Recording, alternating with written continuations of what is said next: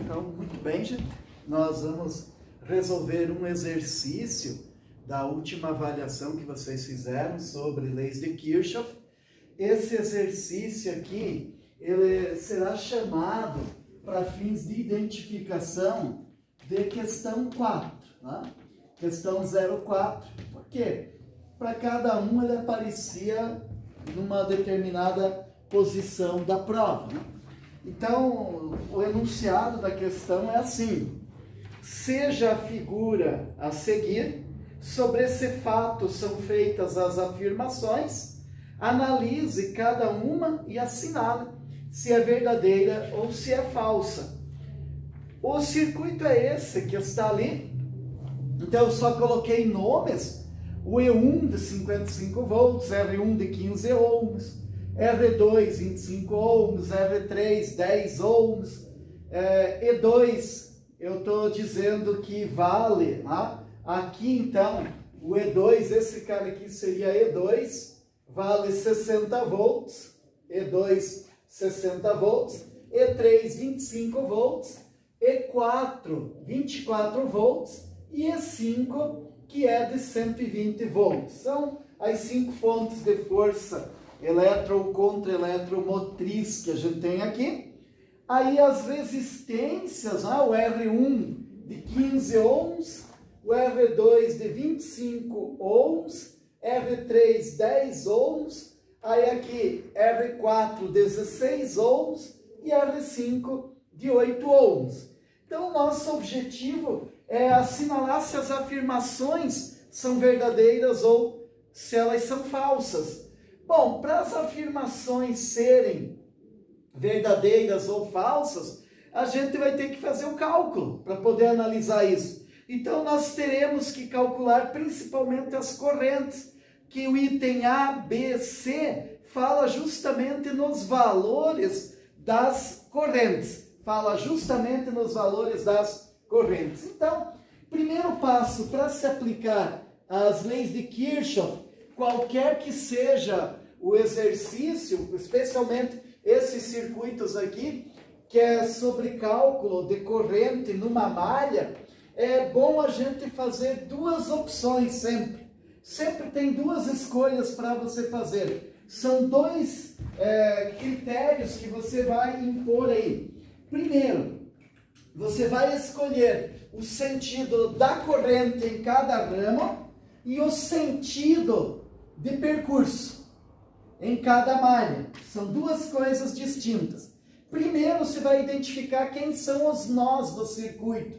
Então, se eu der nomes a esses pontos aqui, A, B, C, D, E e F, eu tenho aqui, então, nomes a esses pontos. Dois desses pontos aí são nós do circuito. Então, nós do circuito tem o B e o E. Nó de circuito é ponto de encontro de dois ou de mais fios. Então, B e E são os nós do circuito. Ramo do circuito é qualquer trecho compreendido entre dois nós consecutivos. Não é entre A e B, por exemplo. Entre A e B não é um ramo. O ramo vai do B ao E. Então, por esse caminho aqui. Então, um dos ramos desse circuito é o ramo BAFE. Esse é um dos ramos. Outro ramo do circuito, do B ao E, por esse caminho central, é um ramo. E o terceiro ramo é ir por esse caminho aqui. Você vai por esse caminho da direita. Então, BCDE. Esse é o terceiro ramo desse circuito. E as malhas do circuito são sempre caminhos fechados. Malha é um caminho fechado.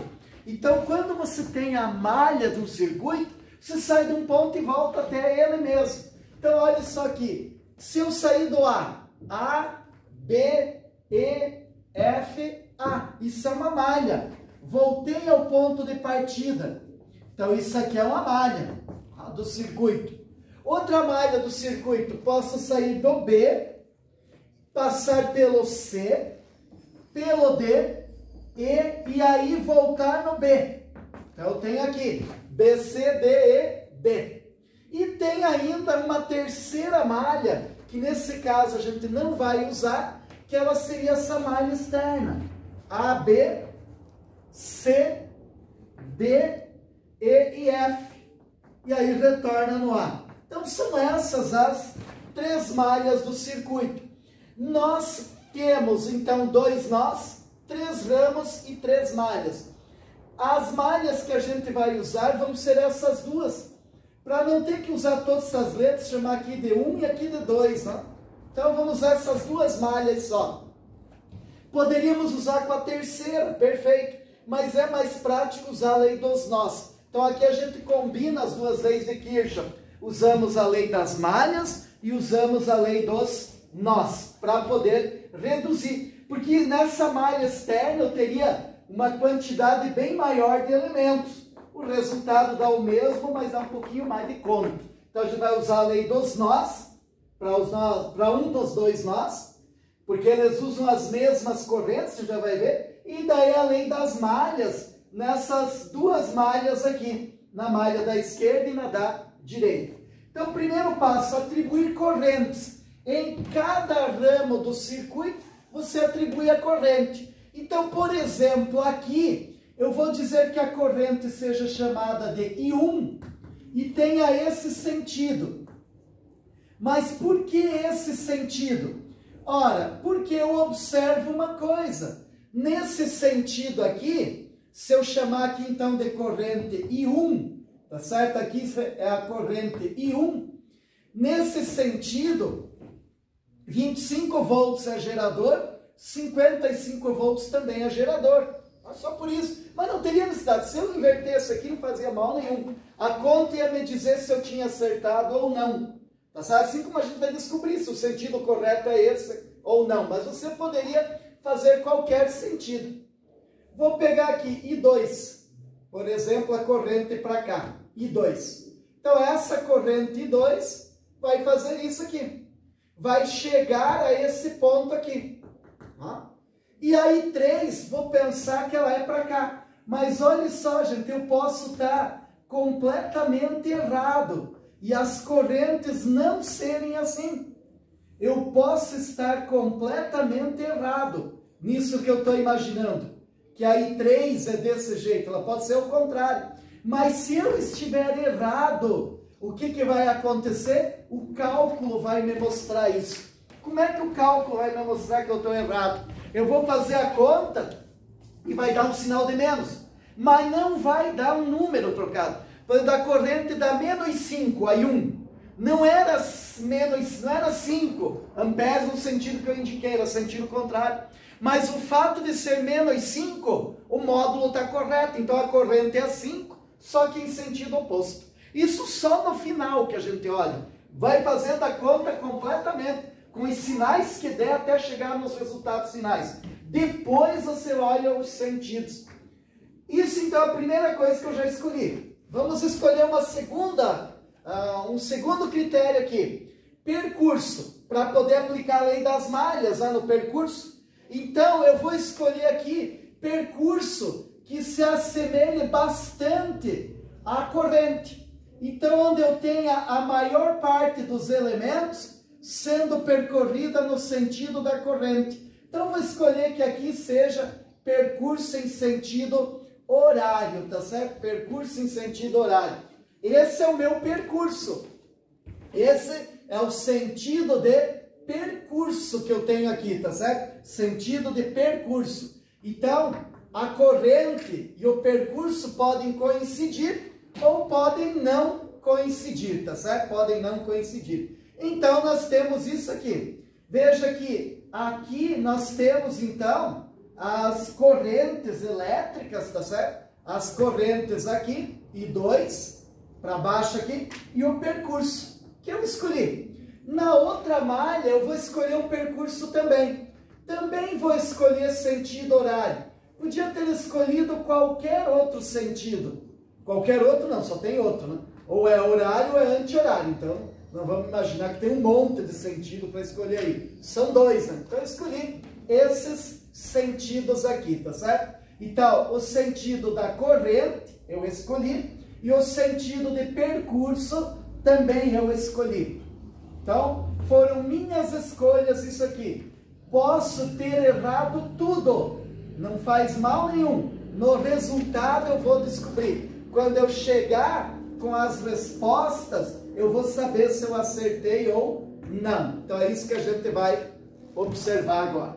Uma vez feito isso, tuas escolhas acabaram. Agora você aplica e vai ser consequência das escolhas. Então, vamos aplicar as duas leis. Escolha um nó. Vou aplicar a lei dos nós no nó B, por exemplo. No nó B, eu vejo que a corrente I1 está chegando, a I2 está saindo e a I3 está saindo. Soma das intensidades de corrente que chegam é igual à soma das intensidades de corrente que saem do mesmo nó. Então, I1 é igual a I2 mais I3. Para facilitar a minha vida, na hora de fazer a continha, eu vou dizer que I1 é X, I2 é Y e I3 é Z. Não é por nada, isso aqui não muda nada, mas é que fica uma letrinha mais fácil de escrever do que escrever com índices, né? Então, X, que é o I1, Y, que é o I2, e Z, que é o I3. Tem a primeira equação, mas uma equação e 3 variáveis não dá para a gente querer resolver. É infinito, indeterminado. Então, tem infinitas soluções aqui. Vou passar, então, agora para mais uma equação. Vou olhar a malha 1. Aqui eu vou aplicar a lei das malhas. No nó B eu apliquei a lei dos nós. Agora vou aplicar a lei das malhas. O que a lei das malhas diz? Que se você percorrer completamente uma malha, a soma algébrica das tensões é zero. Então tem tensão que é positiva, tem tensão que é negativa. A soma delas dá sempre zero, que você volta ao ponto de partida. Ponto A tem um potencial. Vai caindo o potencial, vai caindo, aumenta, aumenta, cai, aumenta, mas volta no ponto A. Então o potencial é o mesmo, por isso que a soma das tensões tem que dar zero. A gente escreve assim, ó, somatório de E. Poderíamos dizer que é a resultante das forças eletromotrizes. Então você tem geradores e receptores. Dá um E resultante. Isso vai ter que ser gasto nas resistências. Isso não fica armazenado no circuito. Quem são os E's que você tem na malha 1? Tem o E1, o E2 e o E3. Olha o percurso só. Não olha a corrente. Aqui dá no mesmo. Eu coloquei o percurso no sentido da corrente, mas você não olha a corrente para isso. Olha só o percurso. Estou indo aqui do menos para o mais, só esse interno, é gerador, então é mais E1. Quando chega aqui, também vou do menos para o mais, é gerador. Aqui vou do menos para o mais. Equivaleria a dizer, está aumentando o potencial, por isso positivo. Está aumentando o potencial, por isso positivo. Está aumentando o potencial, por isso positivo. Então, quando eu percorro do menos para o mais, eu somo eu considero positivo as forças eletromotrizes. Agora, somatório de RI. Você olha as duas coisas, percurso e corrente.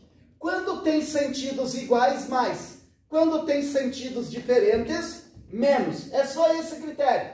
Então, aqui, R2, saindo do A, vou ter que dar uma volta aqui nesse percurso. Agora eu olho as duas coisas, né? Saindo do A, R2 vezes I1, sentido igual, positivo.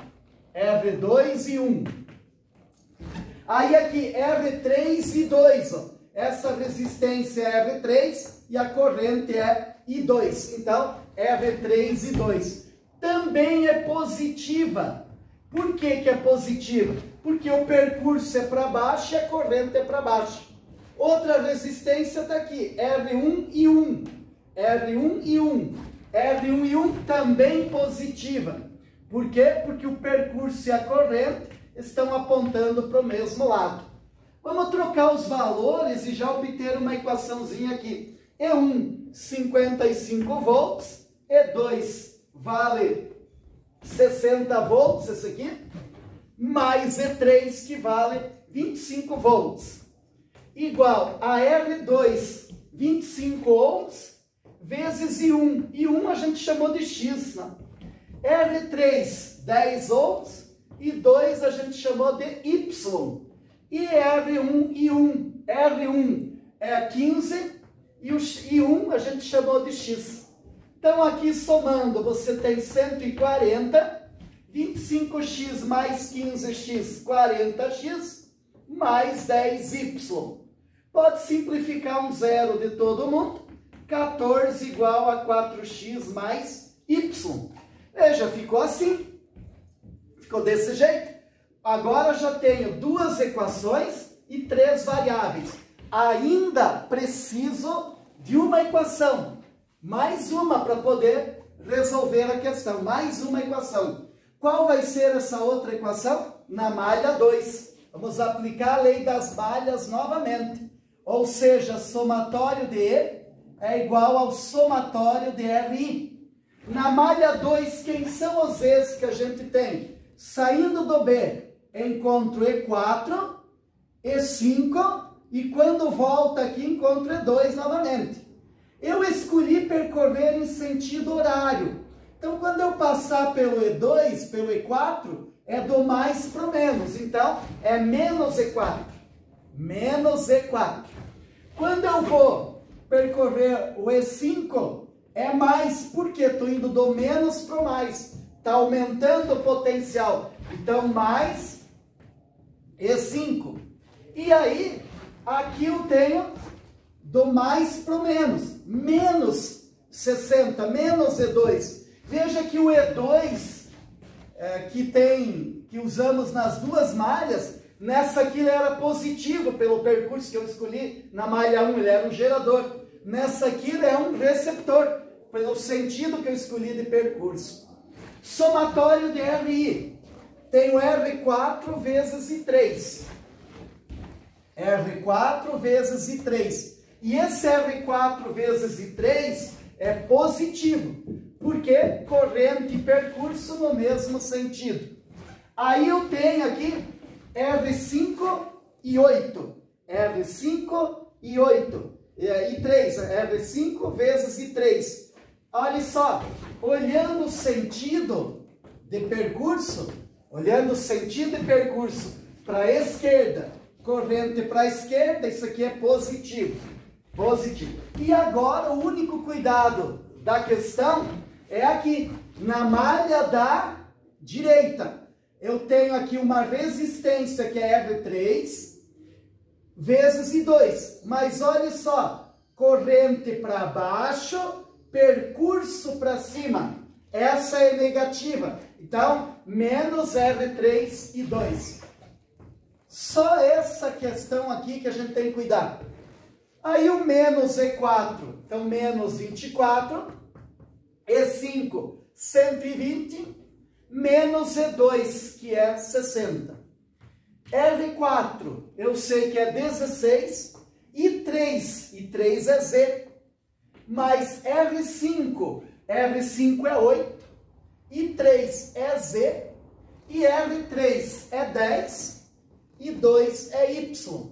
Então, ajustando aqui, menos 24 mais 120 dá 96, com menos 60 dá 36.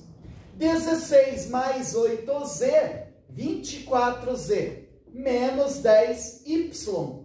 Então, eu agora tenho três equações com as mesmas três variáveis. Poderia montar um sisteminha de equações, que vocês estão acostumados, para daí resolver. Mas já posso ir isolando e substituindo, é o que a gente vai fazer. Eu vou só dividir aquela equação por 2. Objetivo, diminuir o tamanho desse número aqui.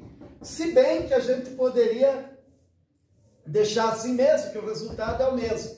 Mas vou dividir por 2. Fica 18 igual a 12Z menos 5Y. Então aqui as três equações, tá certo? A primeira, a segunda equação e a terceira equação. Vou isolar numa e substituir nas outras.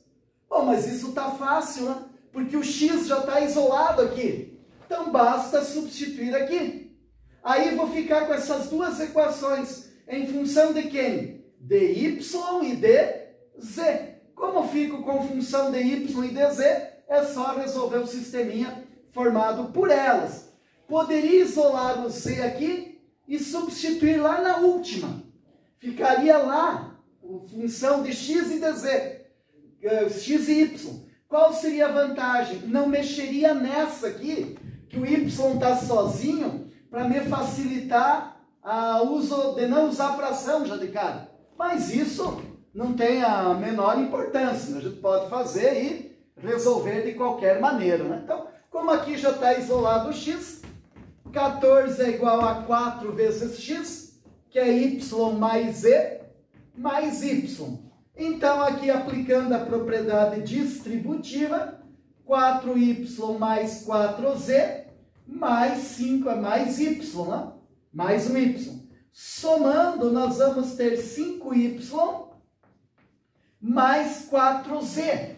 Agora, pense numa coisa. Olhe lá, ó. Eu posso isolar uma letra aqui para substituir lá. A letra que eu quiser, ou x, ou z, ou y, para substituir lá. Claro que podia isolar de lá para cá. Ou ainda, ao invés de isolar uma letra, eu posso isolar um conjunto de letras. Por exemplo, se eu escrever aqui 14 menos 4z, isso é igual a 5y, não é mesmo? Então, 5y é 14 menos 4z. 5y é 14 menos 4z. Porque, olha, eu tenho aqui 5y. Reparou nisso? Podia passar o 5 dividindo e daí substituir aqui. Só ia cortar 5 com 5, ó. Só ia cortar. Então, posso substituir o 5y diretamente, não é? Mas insistindo, gente. Se você, por que não isolou o y? Pode sim, isola o y. 14 menos 4z dividido por 5. Veja o que eu estava dizendo, que na hora que eu substituir aqui, vai ficar assim, vezes y. Quem é y? 14 menos 4z dividido por 5. Olha só, esse 5 simplifica com esse que está aqui.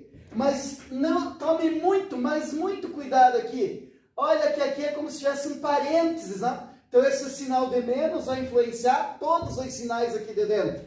Então 18 igual 12z menos 14.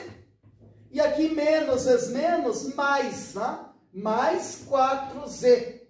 Então ficou assim, menos vezes menos, mais.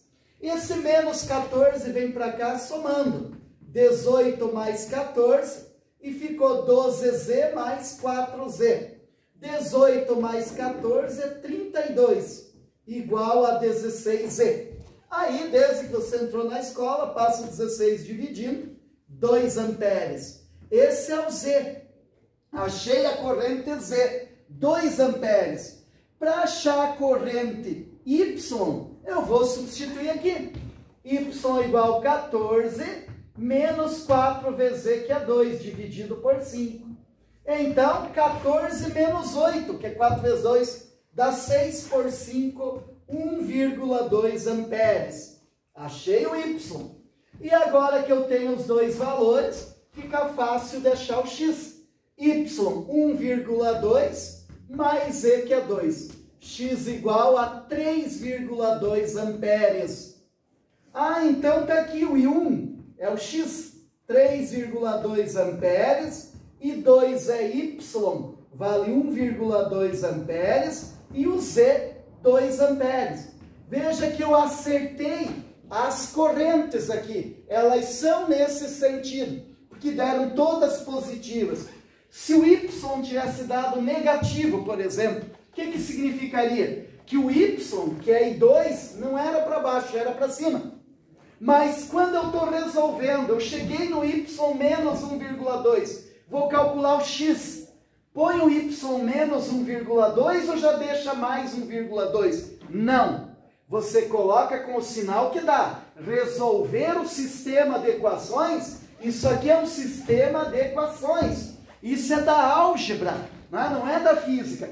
Física está aqui. A hora que eu escolho os sinais, mas passei dessa linha aqui para essa aqui, isso aqui é resolução de álgebra. Faz como manda a álgebra fazer. Deu menos 1,2, quando vai calcular o x, põe menos 1,2. Só interpreta no final. Depois que escreveu aqui, ó, mais quer dizer acertei. Mais quer dizer acertei. E mais acertei de novo. Se tivesse menos aqui, eu ia dizer, não, aqui não era para baixo, que era para cima. É isso que a gente faria. Muito bem. Então já dá para você responder vários itens de lá, tá certo? Já dá para responder as 3 primeiras afirmações, você já consegue dizer se é verdadeiro ou falso. A letra A dizia assim: a intensidade de corrente através do resistor de 10 ohms, que é esse aqui, o R3, a corrente é I2, é de 1,2 amperes. Verdade, é isso mesmo. A I2 é 1,2 amperes com sentido para baixo. Verdade, certinho. B, a intensidade de corrente elétrica através do resistor de 25 ohms, esse aqui, então I1 é de 3,2 amperes com sentido para a direita. Verdade, olha só, I1 é 3,2 amperes e está para a direita, da esquerda para a direita. Verdade. C, a intensidade de corrente elétrica através do resistor de 16 ohms. Onde é que está o de 16? Está aqui. É a corrente I3. É de 2 amperes. Verdade. Com sentido para a direita. Também é verdade. Então, A, B e C são verdadeiras. Pode ser que você tenha essa ordem alterada na tua prova. Mas daí, quando falar nas correntes, você tem aqui. São correntes que você vai verificar na hora do cálculo. O importante é saber fazer. Agora, a letra D e a letra E pergunta sobre o valor de potência dissipada em 2 resistores aí. É bem simplesinho, na verdade, essa é uma conta muito simples de fazer. Então, eu vou fazer a letra D e a letra E aqui, onde eu tirei esses dados, que agora você já viu, tá certo? Você já tem eles aqui. Eu vou fazer aqui a continha bem pequenininha, então a gente pode fazer aqui mesmo. Então, olha só, nós queremos saber na letra D qual é a potência dissipada, no resistor de 8 ohms. Então, R8 ohms é o R5. Qual é a corrente por ele? É a I3. A I3 é 2 amperes. Qual é a potência que ele dissipa? Ah, isso é fácil, não? Isso é bem simplesinho. Claro que é. Potência dissipada, você sabe que é R vezes I ao quadrado, não? É assim que se calcula. Então, essa potência P5, R5, 8 e 2 ao quadrado. Então, potência P5, 32 watts. Então, está calculada, essa letra D também é verdadeira, né? Tá certo? Também é verdadeira. E na letra E, diz que a potência dissipada no resistor de 10 ohms, que é o P3, que a gente vai calcular assim, R3I2 ao quadrado, porque a corrente aqui é I2, R3, 10, I2, 1,2 ao quadrado. 1,2 ao quadrado é 1,44. Vezes 10, 14,4 watts. Também verdadeiro. Então, nessa questão aqui, nosso objetivo era que você aprendesse as 2 leis de Kirchhoff, a aplicação delas. Então, nós colocamos as respostas todas verdadeiras, para que você, quando terminasse de fazer a conta, pudesse conferir. Então, por dar isso mesmo. Então, a gente fez aqui a resolução da equação, tá certo? Da questão. Olhe bem direitinho, analisa, repita. Isso aqui precisa repetir um monte de vezes até compreender direitinho. É muito importante. Leis de Kirchhoff é o fechamento da nossa eletrodinâmica. Então, é muito importante mesmo. Ó.